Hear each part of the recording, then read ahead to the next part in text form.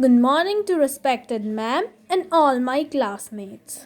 Today we are going to present the third chapter of our English textbook Discovering Tut the Saga continues.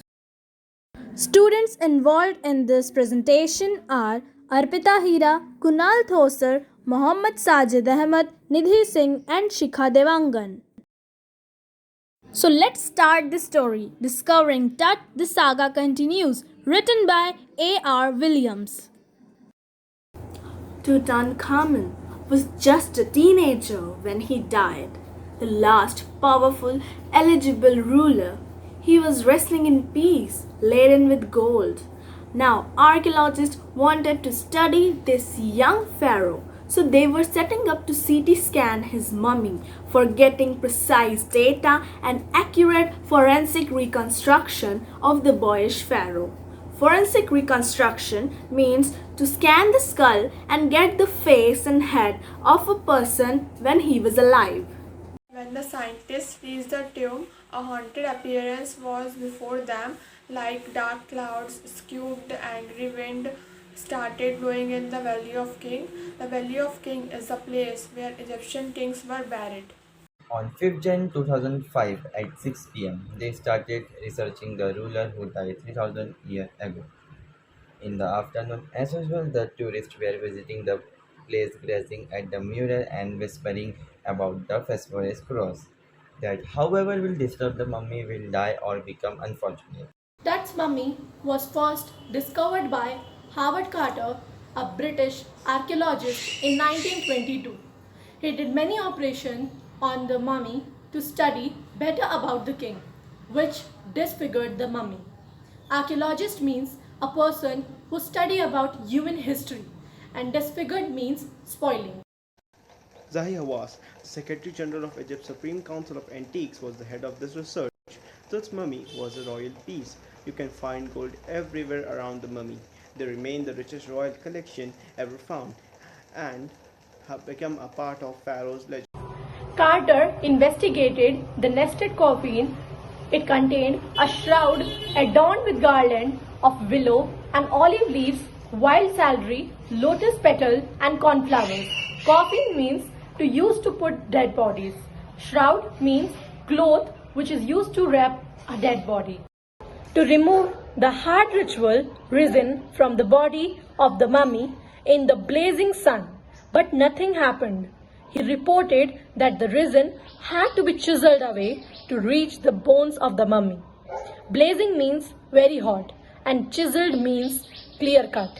In ancient times, the royal Egyptians lavished the mummy with glittering goods, precious collars, necklaces, and bracelets, ceremonial apron, sandals, ironic coffin and mask, etc., all of pure gold. Today's archaeologists are trying to study it with the most modern technology just to answer two fascinating questions. How did Tut die and what was his age at the time of death? As the history goes, King Tut was a great teenager ruler. His funeral was the death rattle of the 18th dynasty. Death rattle means a great mourning situation due to death of the last eligible ruler and end of a dynasty. First is Amenhotep III. Tut's father or grandfather was a pharaoh who ruled for 4 decades at the height of the 18th dynasty golden age. Next is his son Amenhotep IV led the strange dynasty, promoted worship of Aten, the sun disk, changed his name to Akhenaten, changed worship city from Thebes to Akhetaten, attacked images of old god Amun. Ray Johnson, the director of the University of Chicago's research, marked this period horrific. Then came the rulers Smenkhkane, who ruled for a very short period. Next is the famous Tutankhaten, powerful teen pharaoh, named Tutankhamen, the living image of the old god Amun. Counting of mummies is still going on. Till now record 600 by the Egyptian Mummy Project. Nowadays, scanning mummy in a CT machine from head to toe. CT scan machine was donated by National Geographical Society.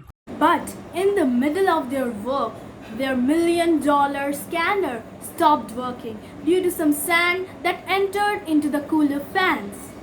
Some guards were saying that it was the curse of the pharaoh, but then the substitute fans worked well and they continued.